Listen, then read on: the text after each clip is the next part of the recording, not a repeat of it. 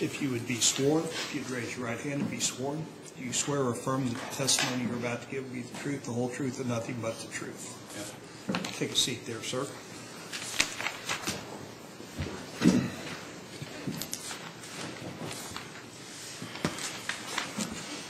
Mr. Mando.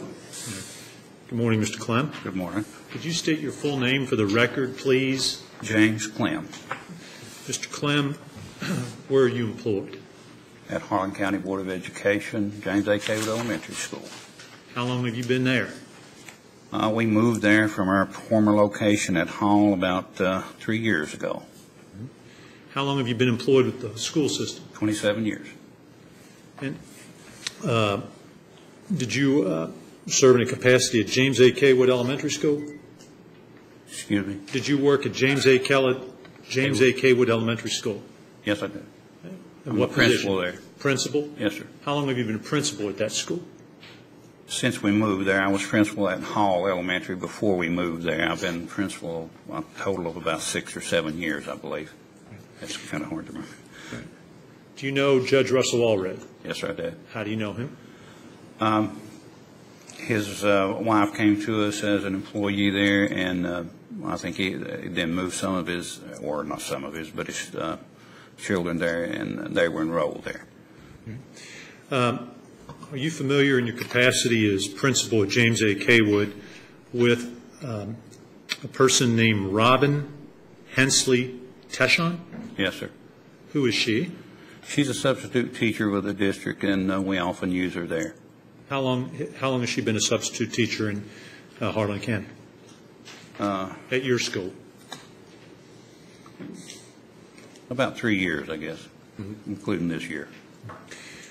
At some point in time, Mr. Clem, were you approached by Judge Allred where the subject of Ms. Robin Hensley Teshon came up? Yes. Tell us what you recall about that, please. Judge Allred came to the school, and in the conference room adjacent to my office, he brought my attention to the fact that Miss Hensley Teshon was involved in a court case, and asked why she was still substituting.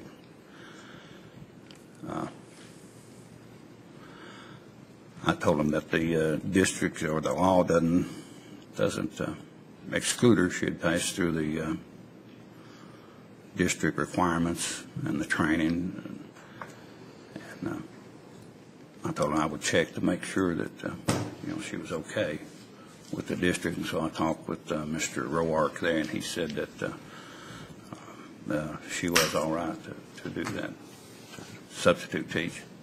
Did you communicate that to Judge Allred? I can't quite recall that. I'm almost certain I did, but I couldn't say for sure. Was there another occasion when Judge Allred talked to you about Ms. Hensley Teshon? Yes, a month or two later, he brought the same question up, and I told him then. Well, at that point, I did tell him that I had checked with Mr. Roark, and it was okay. But I told him I would check again then, and I did, and Mr. Roark said it was okay again. So I think that was the last of it. Before Judge Allred came to you and asked you about why Ms. Teshon was still subbing in the district, did Ms. Teshon tell you about the criminal charge? Yeah, I didn't ask her, but she came and volunteered that information. I think she something about an insurance claim, a Jeep and something, but I think she also went to the district office and explained to those folks about it. So, on Mr. Roark's okay, I went ahead and used her as a sub because we were really pressed for substitute teachers at that time. We had to use it. And, well, she did okay. Mm-hmm. And, did you at some point come to learn that after these conversations these were meetings or conversations with Judge Allred? I'm trying to understand if it was a telephone Conversations conversation. mostly, conversations, I think. Were they over the phone or at the school? At the school, All right, so they were in person. yes. At some point after Judge Allred spoke with you about Ms. Teschon and asking why she was still subbing at the school, did you come to learn that he placed a condition on her bond? Yes, she returned to the school and told me she could not sub anymore because Judge Allred had said that she was not to sub in any school in the district as a part or condition of some decision or something. I wasn't really sure of it. And what did you do at that point? What did the school have to do? I didn't call her to sub anymore. At least until the matter was cleared up? Right. 1 second, please, Mr. Chairman. You may.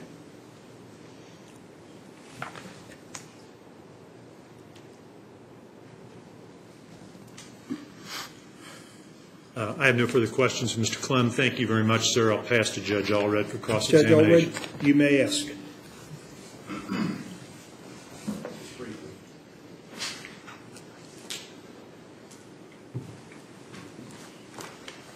Mr. Clem, have you ever called a teacher under your employment and told them that you hated me and that you would do anything you could to see me off the bench and that you would work against me in any election that I ever had? Do you recall saying that? Possibility. Okay. No further questions. Mr. Bando, anything further? Nothing further. Any member of the commission have any questions for Mr. Clem? No. Mr. Clem, I assume he's free to go.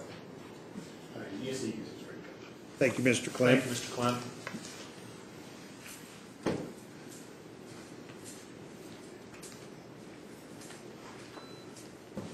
Our next witness, Mr. Chairman, would be Ed Taylor. I believe If it- Mr. Kelly might be trying to track me down in one of the rooms out there. No, that is a question I do have. A lot of these witnesses are testifying and then back out there in the same room that witnesses come in. And I would just ask that, as a precaution, we might either admonish them not to discuss their testimony or... We'll do that from this point forward. Yeah, we've been very, very careful about making sure that I witnesses are believe not talking. I know the Except ones I that can were control here the courtroom. yesterday, I told them that too, but I will do that at your request, Judge Allred.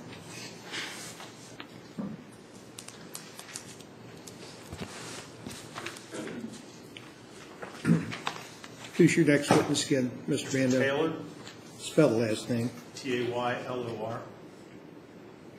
Thank you.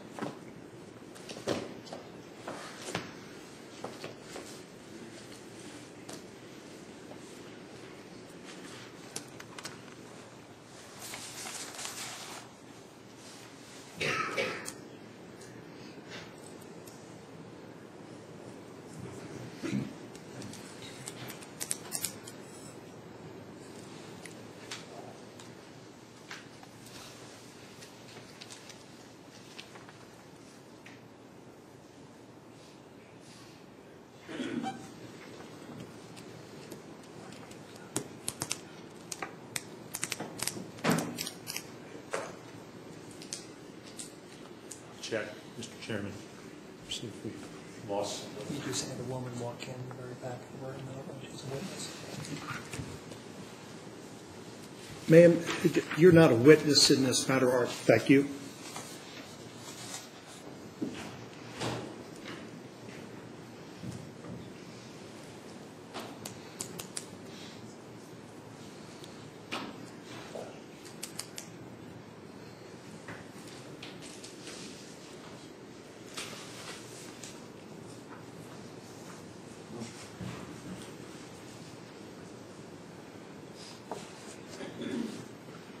Commission calls Ed Taylor. Please come around, raise your right hand and be sworn, please. Do you swear or affirm that the testimony you're about to give will be the truth, the whole truth, and nothing but the truth? Yes, sir. Would you take a seat there, sir?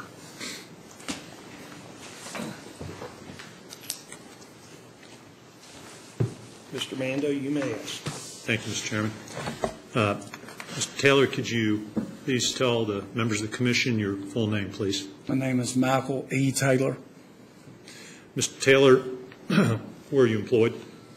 Harlan County Sheriff's Department, How long have you worked there? about 7 years. What specific duties do you perform for the sheriff's office? I'm the captain of the Sheriff's Department and head of security at Justice Center.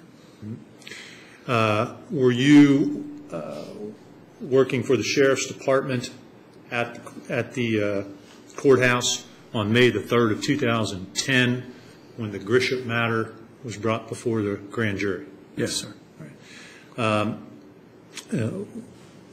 And did you have an occasion on that particular day to observe and hear any part of a meeting or conversation or incident between Judge Russell Allred and Commonwealth Attorney Henry Johnson? Yes, sir. Could you please tell the members of the commission what you observed and what you heard? I'd made my rounds that morning, and I was going up to the 3rd floor. As the elevator door opened up, I heard, "Get out of my office." And then I stepped out in the hallway, and I heard it again, "Get out of my office." And Mr. Johnson and Mr. Allred come out into the hallway. Mr. Allred put his finger in his face and told him he needed to grow a backbone, turned, walked away, and mumbled something like bull crap or something like that. That was it. Was Judge Allred angry or upset? Seemed to be. Did Commonwealth Attorney Johnson say anything that you heard? No, sir. Did anything else happen that day with regard to Commonwealth Attorney Johnson? Yes, sir. Are you talking about the card and Yes, sir. escorting to his Yeah. car? Well, tell us what you know about that. There was a phone call from his secretary, Judge Allred's secretary, downstairs. They asked for me, and I was out of the office at the moment. He's not talking about the truth of it, just what happened. Go ahead, continue. Officer Ivor Pryor told me that I'm not offering it for the truth. I'm not offering to explain what he did. Go ahead. that I was to take Mr. Johnson's card and escort him to the car, and I did. Thank you, Mr. Taylor. No further questions. Judge, you may ask. How much do you make with the Harlan County Sheriff's Department? Objection? Goes to the motive for lying. What was the question, Judge? How much does he make for the Harlan County Sheriff's Department? You may answer. Probably $400 a week, sir. What do you make a year? 26. And your boss is Marvin Lipford? Yes, sir. Has he contacted you and had you come to his office and make numerous reports on me? No, sir. Okay. No further questions. Mr. Mando, any further questions? 1 second.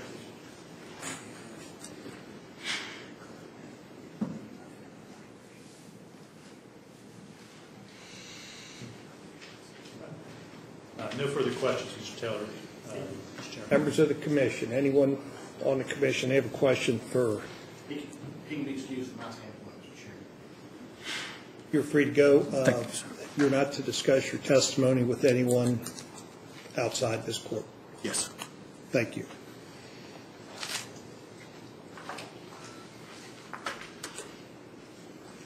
Mr. Mando? Call Winston Yeary. I think Mr. Cowley is securing him.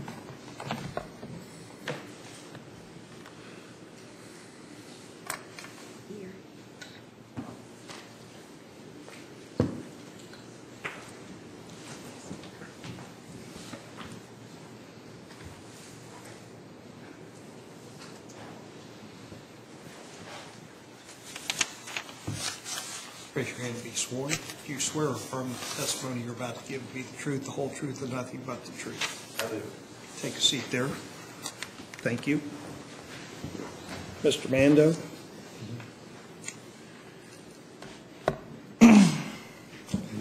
Good morning, sir. Morning. Could you please state your full name, please? Yes, Chief Deputy Winston Yeary, Where do you work, sir? Harlan County Sheriff's Office. How long have you worked there? Altogether, I've been there 9 years. I This is my second time back at the sheriff's office. I've been there 4 years now. What are your chief duties and responsibilities at the sheriff's office?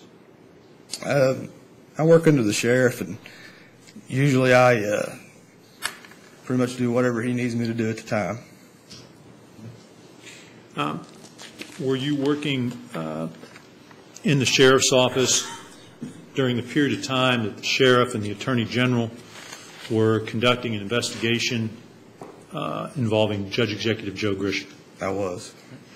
And were you present at any point in time at a discussion or meeting with Judge Russell Allred and Sheriff Lipford where the subject of the Grisham investigation came up? Yes, I was. Tell us when and where that occurred, first of all, if you recall. Okay. We were at the old Harlan County Courthouse, upstairs in the old circuit courtroom. It was Sheriff Lipford, myself, and Judge Russell Allred. We began the conversation with just I didn't hear, what location did he say we were at? The old the county old courthouse. circuit court room upstairs. Inside the courthouse? Yes. Thank you. We were sitting around talking, it's small talk at first, and then I'd asked the judge if he would continue a case that was coming up in his court. It was a Melissa Hensley case. I explained that she was an informant for us and she was working a case and that we needed to get her court date continued. He had stated that he had had several complaints on Miss Hensley and that he was going to keep the court date, and if she was out on bond and she failed her drug test, that he was going to have her revoked. So Sheriff Lipford and I talked to him for a few minutes and told him that she was actually very important to our case and it was a very big case.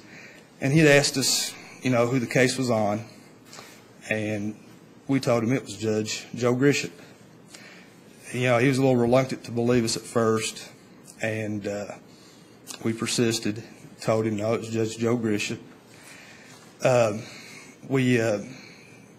can't remember if Sheriff Lipford and I offered to show him the video or if he requested the city video, but at that point we started downstairs to the sheriff's office to see the video of the first drug transaction with Judge Grisham. As we was going down the steps, I said, "Judge, are you sure you can view this video with you being the judge?" And he said, "I have to recuse myself from the case anyhow." And he gave a reason, but I can't remember what the reason was for his recusal. We walked down to the sheriff's office. The sheriff was supposed to have the video on his computer. He couldn't locate it, so I had to walk back upstairs and get the original video out of the case file. I brought it back downstairs, and we viewed it in the sheriff's office on his computer. Did Judge Allred seem interested in wanting to view this evidence? Absolutely. Were specifics of the case discussed on this particular occasion? After we viewed the video, I can't remember the judge's exact words, but it was pretty much to the effect that, this is a good start to the case, but this isn't going to be enough, and he agreed to continue Ms. Hensley's upcoming court date. Deputy, why did you ask Judge Allred whether it was appropriate for him to review the tape, if he thought it was appropriate to review the tape? Well, honestly, Judge Allred I always felt like was a good judge, pro-law enforcement judge, and I wouldn't want to disqualify him from sitting on the case.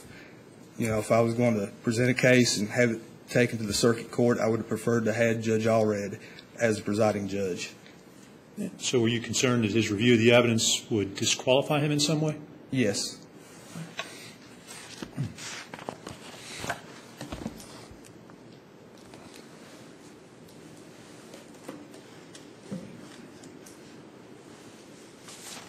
No further questions, Mr. Chairman. Pass for cross-examination to Judge Allred. Judge, you may ask.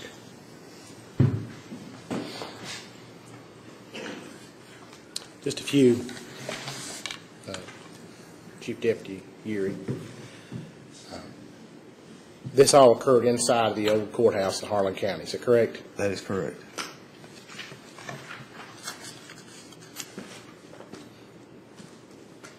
And what do you make a year working for the sheriff? Same Per hour. for the record, please. Mr. Total Chair. for the year. What did you make last year working for the sheriff? I believe it was around 42,000, Your Honor. No further questions.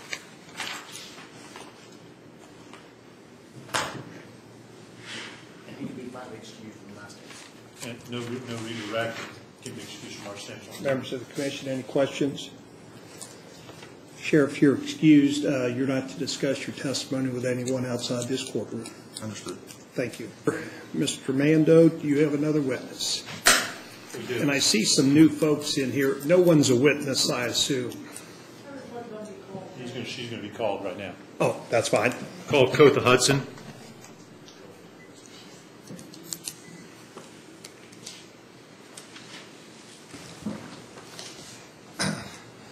Would you raise your hand and be sworn, please? Do you swear or affirm that the testimony you're about to give will be the truth, the whole truth, and nothing but the truth? Take a seat.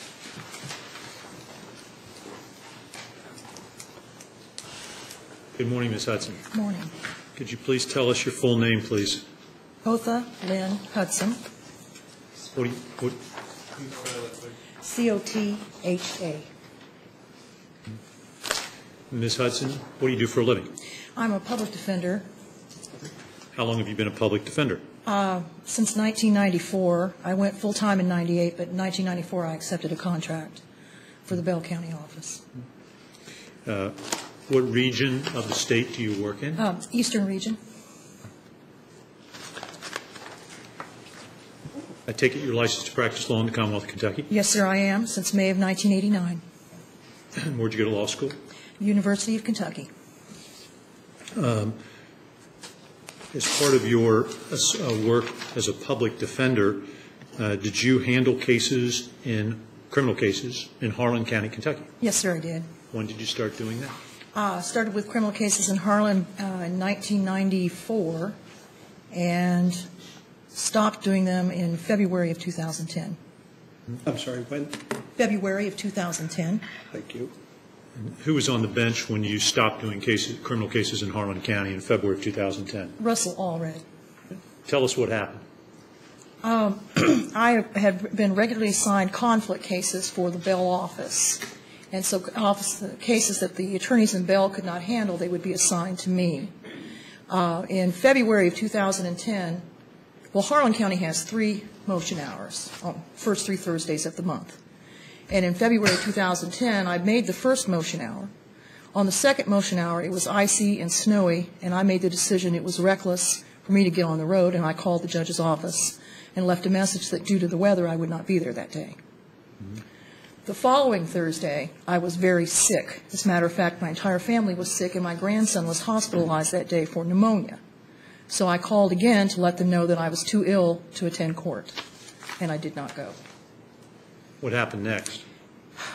The following week, I was in death penalty training in Frankfurt with the department, and I received a faxed copy of an order that had been issued on February the 22nd, which removed me from my 24 cases that I was currently handling in Harlan.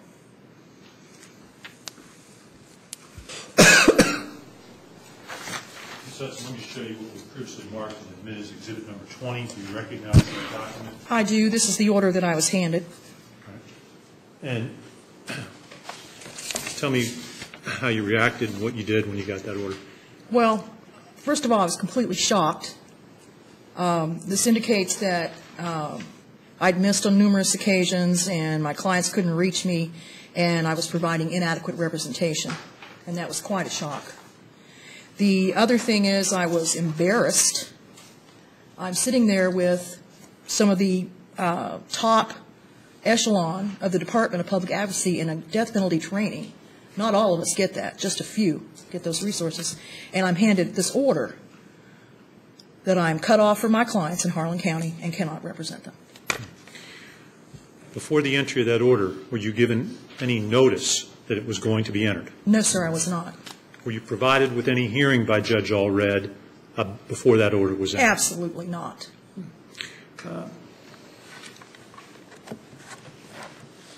One second, please.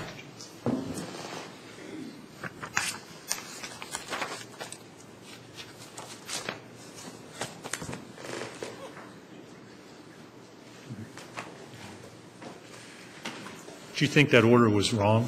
Yes, sir, I do. Why? First of all, it's my understanding that the disciplinary actions that could be taken against a duly licensed attorney in the state of Kentucky usually come through the Bar Association. In addition, since I am a state employee, if there are complaints, they go to my supervisor, who then there are policies and processes in hand to handle those types of things. To receive an order like this without any due process from a person who didn't have the authority to do it in the first place was quite a shock and very hurtful. Thank you, Ms. Hudson. Pass for cross. Judge Allred, you may ask.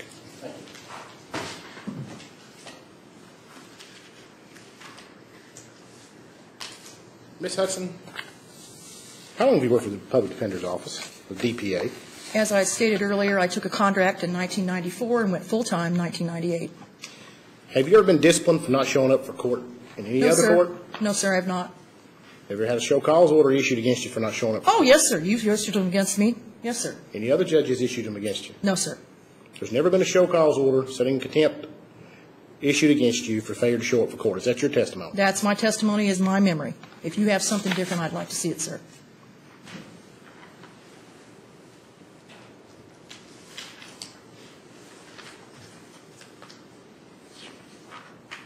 Exhibit sticker. I'm going to mark this.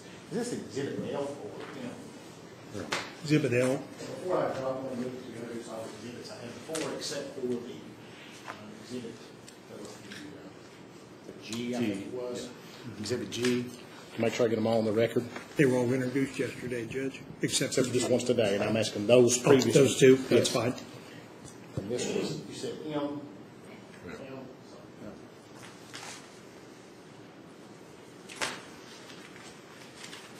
Is this Exhibit L or L? Exhibit L. L. Exhibit L. Thank you. And what is that? It's an order setting a show cause hearing for Ms. Hudson's failure to appear in court. Yes, this was issued by Judge Johnson in 2005. And in fact, wasn't there a bench warrant issued because you failed to show up for that show cause hearing? Don't recall, but if you say so, I guess so. Would you please flip to the back page and read the document?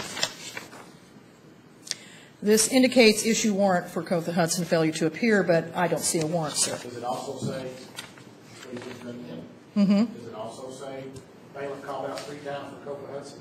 Yes, sir, it does. Move to introduce that as response exhibit L. No objection. It'll be admitted. Ms. Hudson, Do you have the order that followed this, what Judge Johnson actually said? Do you have that? no, ma'am, I just simply asked if there had been a show cause order Yeah, issued. I did not recall this because it had been such a long time, but I would like to say that when I appeared in court, I was able to show him good reason why I was not there. I was in another court. I cover 11 counties, sir. Okay. Now, in regard to your employment with the Department of Public Advocacy, have you ever been reprimanded? Yes, sir, I was reprimanded for stating my opinion in the Herald Leader about your conduct in your courtroom. Okay. Were you reprimanded for anything else? Not that I recall, but perhaps I have been. Sir, can I ask, did you have any of that when you issued this order and threw me out of your court? Mr. Chairman, I would ask the witness to be responsive and not responsive. Just simply. Just respond to the questions, please. Yes, sir.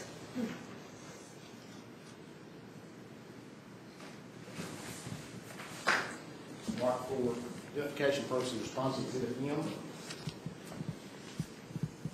What is this, Judge? It is a written reprimand from the Department of Public Advocacy.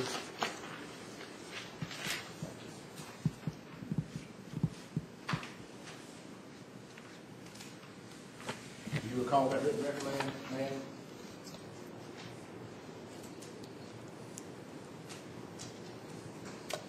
This was from 2004. I do now. Did you have to enter into an agreement a corrective action plan? Yes, as I was speaking before, that's exactly what's in place when that happens. When there is a complaint against an attorney in our department, it is handled by the policies and procedures. So, yes, sir, I entered an agreement and improved and took care of the situation. And wasn't the remand as a result of you failing to show up at your office? It's because I was ill, sir, and did not provide them with the work excuse, which I did later.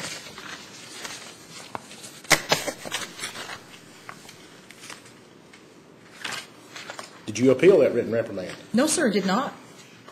Did you appeal the reprimand in regard to me? Actually, no. No, it was a unfortunate behavior that I reacted to your conduct in that way. Okay. Now, is it your testimony here today that you only missed 2 court appearances in Harlan Circuit Court? No, I missed 2 in February that I recall. Those specifically. Did you miss any more? Sir, couldn't tell you. That's been 18 months ago.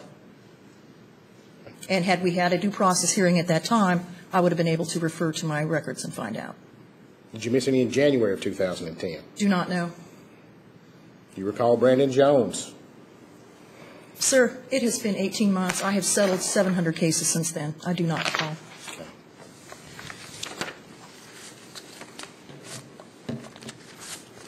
No further questions. Mr. Bando? Ms. Hudson, you mentioned that you had been vocal in a newspaper article. Yes, sir, I was. Critical of Judge Allred. Yes, sir. Was that prior to the entry of the February order? No, sir, it was not. It was in May of 2010. And what were you criticizing him about? I was criticizing the fact that he acts as prosecutor and defense, that he speaks ex parte with individuals that are in his court, that he discusses cases with his police officers, and I was very, very, very upset about the appearance of a purchase of misdemeanor probation by the doctors out of Nashville. Thank you, Ms. Hudson. Judge, anything further? No further questions. Members of the commission? I do, Mr. Chairman. Judge Keller? Ms. Hudson, I'm Michelle Keller, Court of Appeals. Yes, ma'am. Did I hear you say that you cover 11 counties? Yes, ma'am.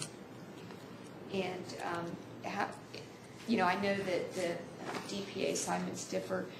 Do you have other attorneys that help you cover those counties? I'm a conflict attorney, and what is happening more and more when people are arrested, there are other people involved in the criminal activity. And so the local office can generally only take one person. And so the overflow is assigned. There are about 5 of us now in the eastern region that travel and do conflict cases. I am mostly assigned the more serious cases, murder, rape, robbery, although I've got a lot of methamphetamine cases in Whitley County right now. And you acknowledged that in this Herald Leader article that you were quoted in subsequent to the February order. Right. Suspending you from practice in Yes, Judge ma'am. Allred's court, that you were critical of some of the occurrences or behavior in that court. Had you been critical to anyone else prior to the criticisms in the Herald Leader? And let me be specific. Maybe had you shared that criticism with anyone else within the Yes. Department of Public Advocacy? I certainly had. I had shared it within the department. It was very frustrating to try to explain to a low-level trafficker who has trafficked 3 or 4 pills to a neighbor that he cannot have misdemeanor probation, that he is going to face drug court or prison for his activities, which were minor in compared to the number of pills those doctors flooded that county with. But it appeared to my clients, and to me, I'm an educated person, but it appeared that that was purchased. And I didn't know how to explain to them. And I was very critical. I'm also particularly interested in the allegations regarding ex parte contacts that you described. Yes, ma'am. It was. Please expound on that a little Yes, bit ma'am. more. The courtroom there is similar to this, with the judges' chambers behind, and during breaks it was very routine for us to go back there and get coffee. The fax machine is back there, the copier machine is back there, and do other things. Sometimes during break, Mr. Allred would be sitting at his conference table with his police officers discussing cases. Now, their defense attorneys were not there, and the prosecutor was not there, but he's talking with the officers about the cases. And if this tribunal has had an opportunity to review those recordings, sometimes you will see him from the bench demand in open court on TV that certain people be investigated. Do you have any specific recollection of that occurring? No, ma'am.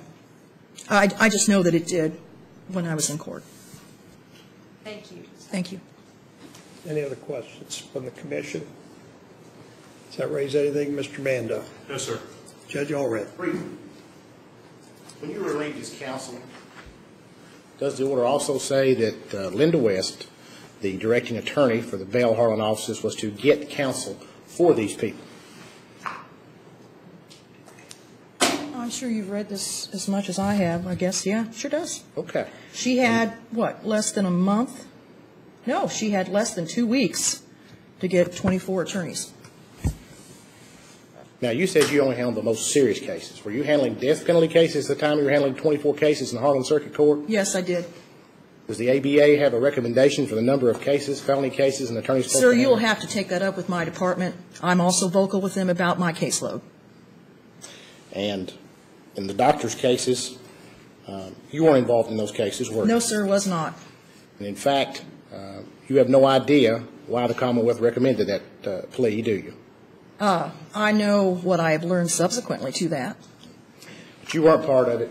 No further questions. Mr. Mando, members of the commission. Can she be excused? Thank You're you. free to go. Do not discuss your testimony with anyone outside the courtroom. Yes, sir. Thank you. Thank you. I moved to introduce the exhibits that I attended. I'm sorry? I moved to introduce the exhibits that I attended. Mr. Mando, I assume without objection, Correct. the exhibits can come in without objection. Yeah, the ones that you're talking about today? Correct. So we're down to Exhibit M now. Thank you. Yes, sir. And the only one that we're still up in the air on is item G, Exhibit G. All right. Mr. Mando? Commission rests, Your Honor. All right. Judge Allred, are you prepared to proceed? Your Honor, I actually had most of my witnesses come back after lunch. What time is it? It's 11:30. I assume they're going to be here at 1. Yes. That's why I just, We thought this might happen, so why don't we just take before I do that, I'd like to move for directed verdicts on all the remaining charges. all right. Out of the law pursuant to Supreme Court Rule 4.02, that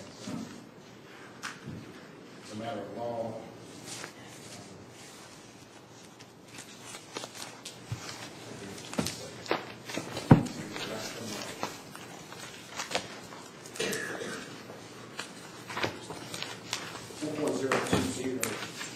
subsection 2, any erroneous decision made in good faith shall not be subject to the jurisdiction of the commission.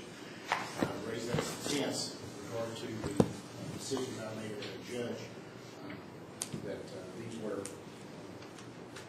what I believe to be right decisions, and any decision that may be found to have been made erroneously would be made in good faith and is not subject to the jurisdiction of the Judicial Conduct Commission. And I move to dismiss the remaining charges based on that grounds, particularly in regard to Ms. Hudson's charge of leaving her as a public defender. I am still waiting to hear what the statutory authority is, requirement with regard to the releasing of an attorney as an attorney-client case. I have not heard that introduced in the case in chief for the Judicial Conduct Commission.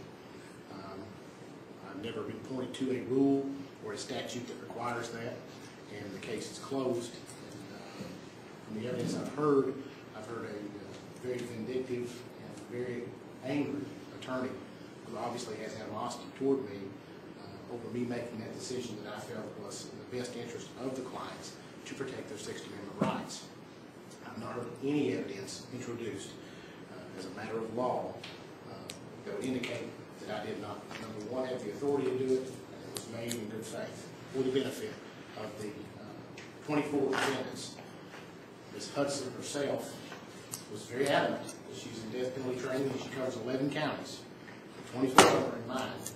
And it's quite clear that I have a duty to protect the constitutional rights of the defendants, even if it hurts the feelings of an attorney who's practiced law for many years and was embarrassed by an order that was sent to her while she was with her supervisors. It was not my desire to do that, but as a matter of law, I've not seen anything introduced in their case, and they are closed, that says an attorney or a judge cannot relieve an attorney who is not adequately defending and showing up and representing their clients, particularly in light of the Sixth Amendment right that a defendant has to have counsel present. That would be my grounds in regard to Ms. Hudson's allegation. In regard to the allegation in regard to James F. Howard in the civil case, Potter versus Howard, my failure to recuse in that case fast enough, I would point to the testimony introduced in this case in chief for the Judicial Conduct Commission, that case was pending for nearly 2.5 years, and no motion for me to recuse was ever filed. It's my position to pursuant to the case law in the Commonwealth of Kentucky, accept the principles of any conflict, if any, at that time was raised. The flip side of that coin is, even at that point, I did eventually recuse in the case. Any delay in that recusal should be counteracted by the delay in the motion being filed. If there was a necessity for it to happen immediately, why did Mr. Howard wait 2.5 years to file his motion? And that's in the record from the JCC's case in chief. The bulk of the case that is here in regard to allegation number 1 is the testimony of Henry S. Johnson under oath, and my testimony under oath, that allegation 1 did not happen. As a matter of law, clear and convincing evidence is the highest civil standard. It is my motion that the testimony of Henry S. Johnson saying one thing and then me saying another does not rise to the standard of clear and convincing evidence. In regard to allegation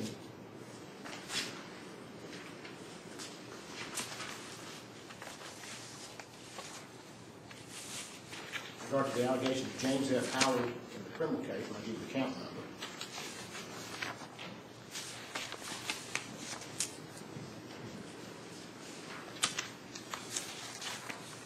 In regard to James F. Howard's allegation, the testimony was that I had received complaints and reported to Kentucky State Police. The only other testimony that I heard in regard to that was from, I believe, Sheriff Lidford, who gave testimony of a very alleged detailed explanation and almost a command to go to investigate these allegations, and he is the only witness that mentioned James Howard in particular.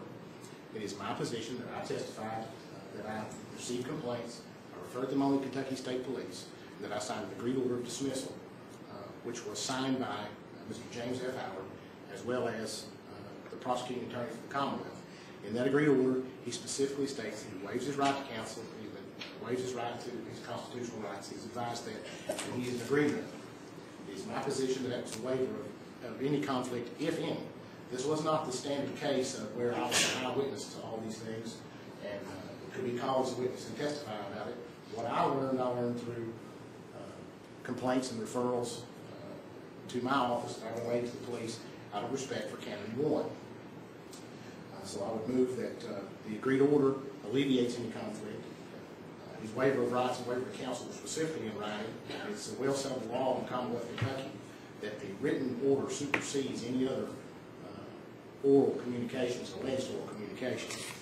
And I simply respected Canon 1. And if there was some type of violation of rule there or some kind of erroneous situation that was made in good faith. In regard to the bond condition for Robin Teshi, judges have tremendous discretion in regard to setting bond conditions. She was charged with a fraud charge. School teachers are a position of trust. And I'll put forward that a judge's discretion in regard to bonds, as I recently learned in a training, can sometimes even supersede what the statute says, which is amazing to me. This was done in good faith. It was a reasonable bond condition. Ms. Teshin was not held in jail. She was simply directed, like all others that were on bond at that time, to not engage in substitute teaching until the felony charge was resolved. It was a reasonable decision at the time, and no evidence has been elicited that I had any bad motive in doing that. There was no testimony introduced to the Judicial Conduct Commission's case in chief that I had a grudge against this person or that I had a grudge against anybody involved in this. So what we have is a bald assertion of a bond condition set by a circuit judge, which is rationally related to what he believed was a reasonable bond condition under his discretion, is what's before the Judicial Conduct. If I, as a circuit judge, have someone in front of me on a fraud charge, and they're in a position of trust, is it unreasonable to ask me to delay them going back into that position of trust until this matter is resolved? And that is exactly what we have before us here as a matter of law and factual presentation at the close of the Judicial Conduct Commission's case. If there were allegations or evidence introduced that showed that I had some kind of personal motive to go after this person or something of that nature, then I believe it might be a little bit different, and it would still not change the discretion the judge has. It would be a much higher burden for them to prove that, and I think that's why they didn't put that evidence on. But simply allowing the case to go forward based upon the assertion that a circuit judge set a bond condition in a case, unless it's completely outlandish. For instance, I'm aware of certain judges that hang signs over top of defendants that says they're thieves on it and make them walk around in front of stores and things of that nature, which, quite frankly, I would find absolutely unbelievable. That's not what I did in this case. What I did in this case was set a reasonable bond condition, the least restrictive, and that's what I've done throughout with my bond conditions. So as a matter of law, what we're talking about is judicial discretion on bond condition, which would not rise to an ethical violation. In regard to the other allegation, in regard to, forgive me, I'm going through these.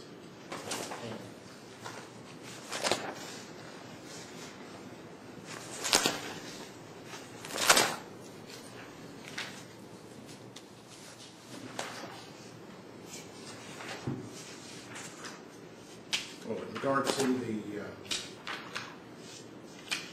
remaining charges, it's still my position that factual ills do not rise to the standard that must be proven, the current convincing standard that must be proven at a case. In other words, I shouldn't have to put on a case if the Judicial Conduct Commission does not make a prima facie case. And clearly, with the close of this case, there was no prima facie case in Ms. Teshin's situation. There was no prima facie case in Cole Hudson's case. No matter how mean she says I am, that doesn't rise to the standard that must be proven. The law must be proven, and that would be my assertion in these cases. Thank you, Mr. Chairman. Thank you, Judge. Mr. Mando.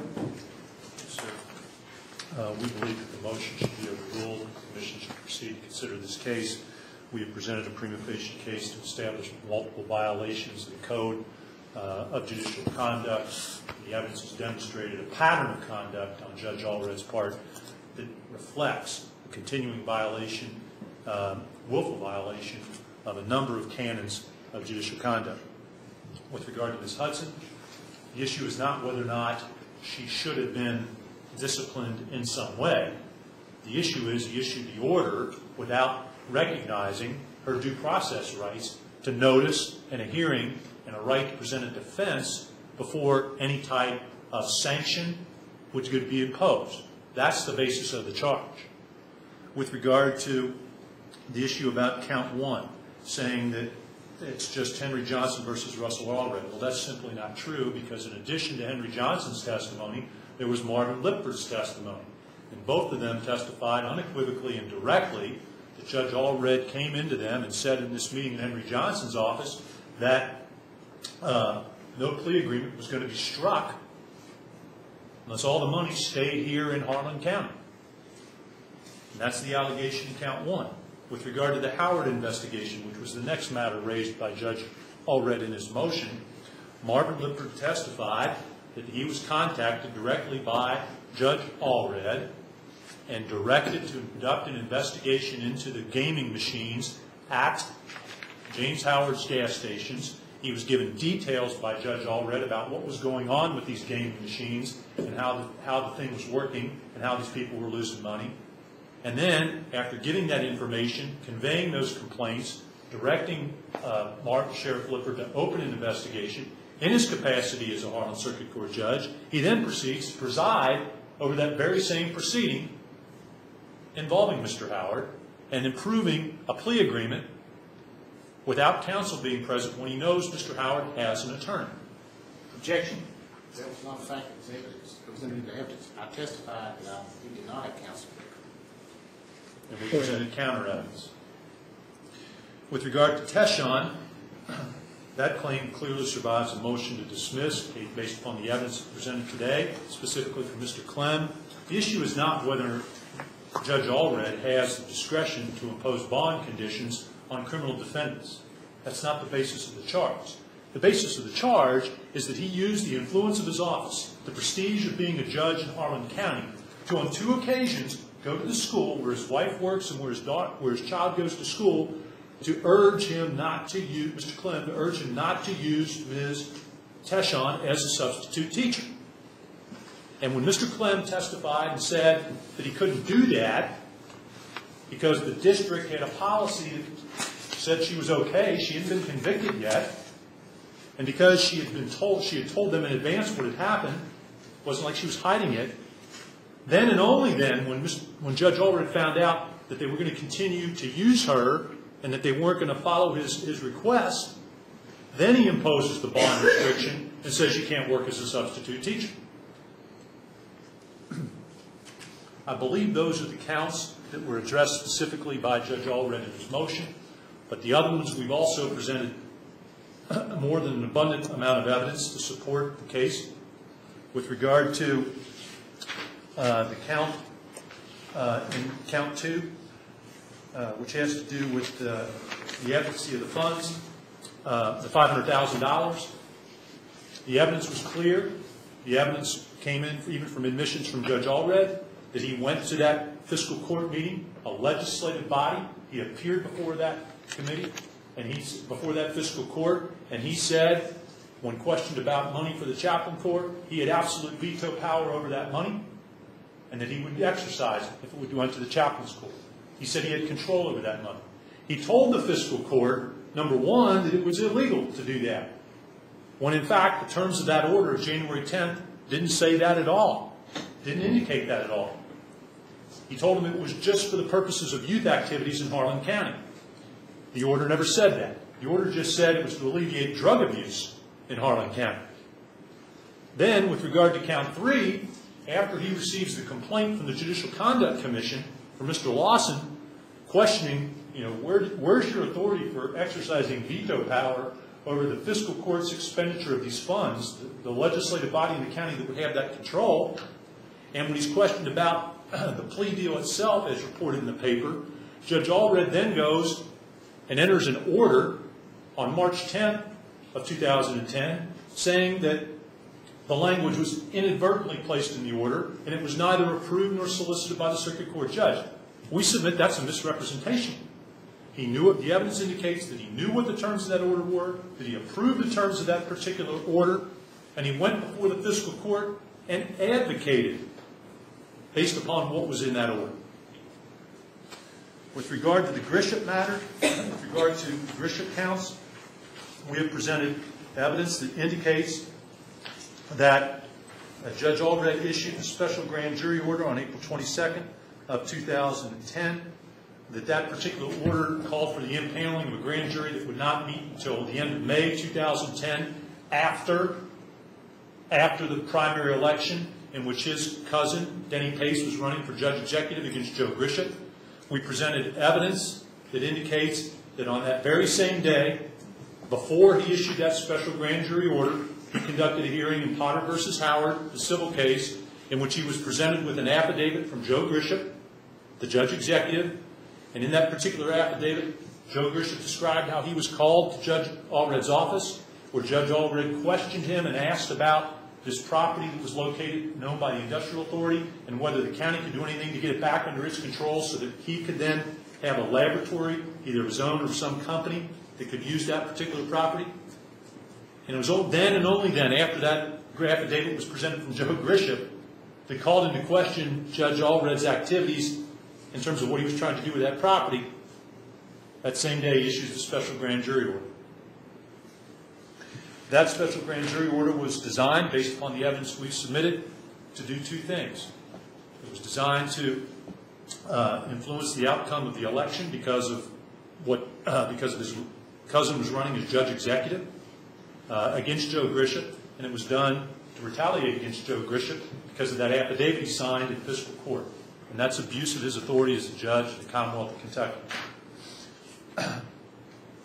We have established that he reviewed videotape evidence in the Grisham matter, that he looked at it in the office with the sheriff present, with Winston Erie present, that he was even questioned about whether or not that was appropriate.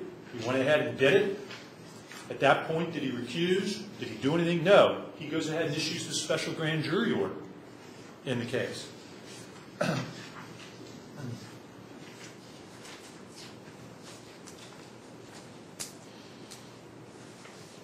Talked about Howard. Then finally, on May the 3rd, 2010, when Henry Johnson decided that the fair and right thing to do was to clear the air and to have this presented to the regular grand jury so that it could be addressed before the election in May, in light of the entry of the order, the filing of that order of April 22nd in the record, then when he finds out about it, the evidence indicates that Judge Allred gets mad and upset with Henry Johnson, who was doing his job as Commonwealth attorney, doing what he felt was right based upon what he saw in this investigation of Judge Grisham.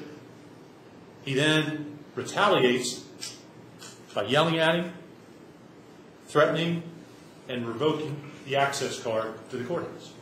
He then goes in and threatens the FBI, or makes a threat of some sort to the individuals who are getting ready to testify before the grand jury, based upon the testimony of Marvin Lippert, that he was going to have, that they better not perjure themselves, or something to that effect.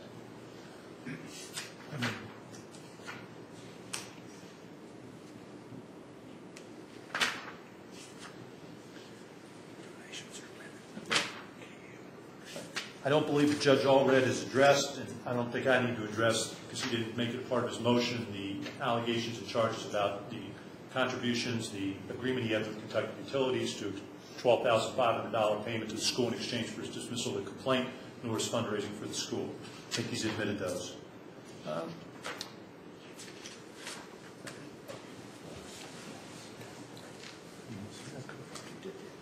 And with Wallace Smith, there's been evidence presented and testimony from Sheriff Lippert that he was contacted by Judge Allred, that he was directed to investigate, get Mr. Smith indicted for drug charges, and that after he did that, after he had that conversation and urged and directed Sheriff Lippert to do that, he then continued to and did in fact preside over Mr. Smith's case.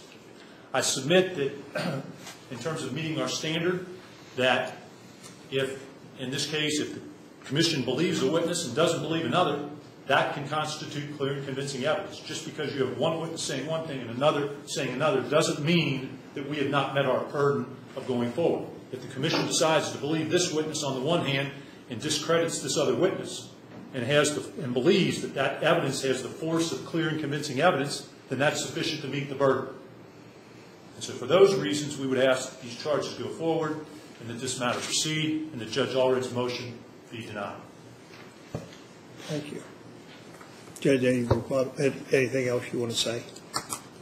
It'd be our intention to discuss this over the lunch hour and be back at 1 o'clock. It would be a good time to discuss it on the lunch hour. If I have nothing else to add other than a motion stands, I'll make it. Thank you, Judge. Thank you, Mr. Mando. We'll stand in recess. I'll tell you what, because we do need to discuss this. Why don't we figure we'll be back at 1:15? Thank you, Mr. Chairman. 1:15. All right. Mr. Chairman, please, the commission, could we have about a 5 to 10 minute recess to confer to, we may have one more witness, we may not. That's fine. Let's take a 10-minute break. We'll be back at 10 minutes after 11. Thank you.